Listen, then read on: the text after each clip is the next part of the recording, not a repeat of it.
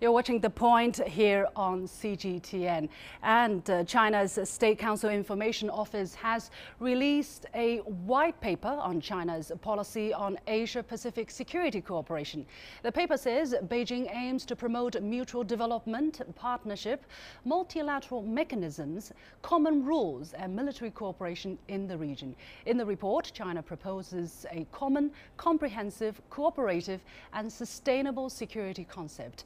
It also clarifies Beijing's stance on regional matters like the Korean Peninsula nuclear issue, anti-missile issue, Afghanistan, counter-terrorism and maritime issues. The report has reviewed China's participation in major multilateral mechanisms and non-traditional security cooperations in the region. It also touches upon China's security relations with heavyweights such as the United States, Russia, India and Japan. The report says China has always been safeguarding peace and stability in the region and is willing to join hands with other countries to create a brighter future. Joining me now in the studio is Professor Xu Hui from Defense Studies College, National Defense University of China. Professor Xu, thank you very much for joining me now. Yes. It is interesting. It is the first ever white paper on Asia-Pacific security cooperation released by China. How do you look at the timing of the release? Okay, the time we see is the January of 2017. It's an important time. You know, it's the coming of the new year. So at this moment, you declare your fundamental policies on this very important region. I think it's very important.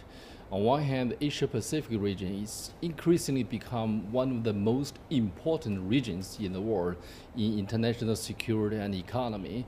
And most of the countries around the world, no matter you're from Asia or from Africa or even Latin America, they, in one way or another, have a kind of policy of looking towards the East. The East means Asia-Pacific. And China is the largest country in this region and the linchpin of the security of this region. I think we have the responsibility to let the world know clearly what are the Chinese policies, what are the goals of Chinese policy of this region. Yeah. So I think it's a good time. Yeah, especially when the U.S. is in a kind of transition where we do not get a clear picture of what President-elect Donald Trump will do in terms of Asia-Pacific. But exactly what is this Chinese concept of security for Asia-Pacific? Yes, a lot of discussions about this possibility or the so-called uncertainties will brought about by the incoming new president of the United States. But I don't think it's really because of that we publish this kind of white papers.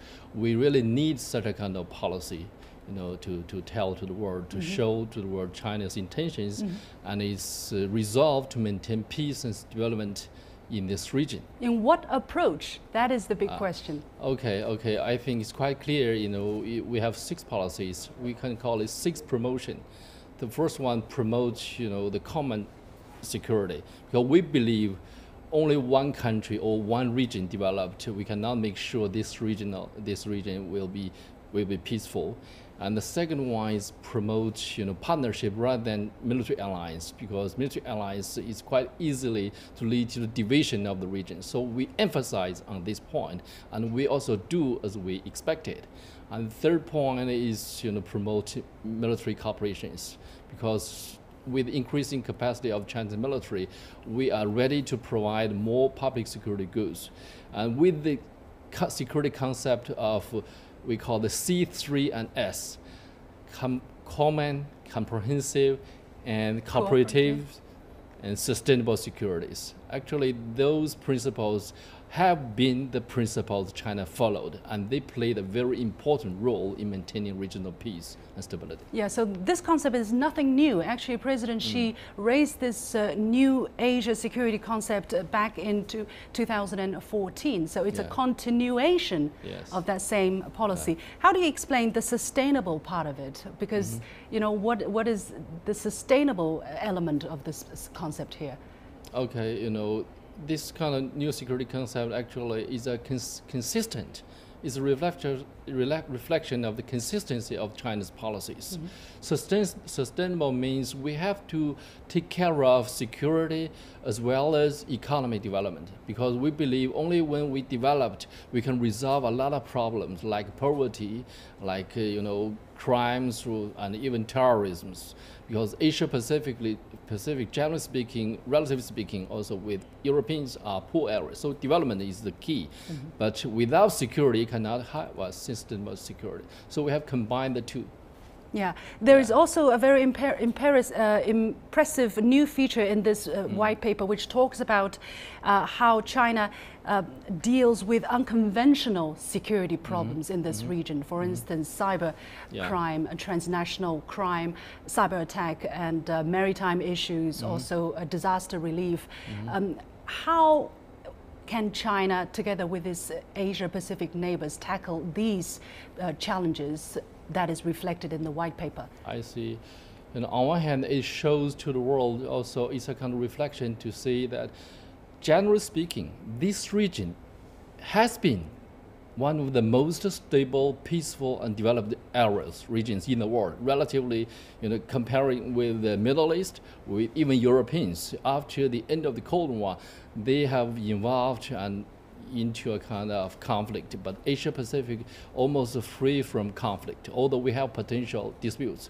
So this is the reflection. On the other hand, it also shows China as a key player strictly follow the principle of UN Charter of no use of force against any other countries. But at the same time, we have to deal with the most feasible, most important challenge to our daily lives. Those we call it unconventional security challenge, like those you mentioned. I think we have to do with that.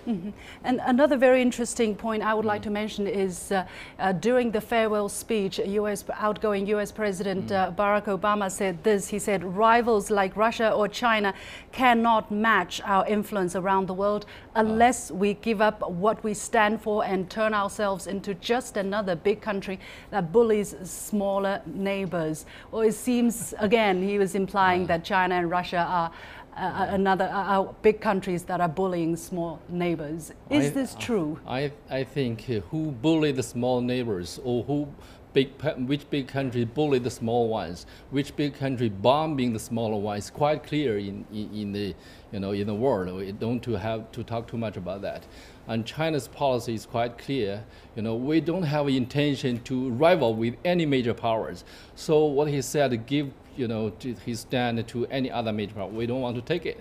What we want is try our best to work together with the neighboring countries and the other, no matter you're big or small, work together for the common development and for our shared interest. And through negotiation and cooperation. Peaceful means, rather than coercive matters. Thank you very much, Professor Xu Hui from the National Defense University of China. We'll take another short break and we'll tell you the story about the documentary film Survival in Shanghai when I come back.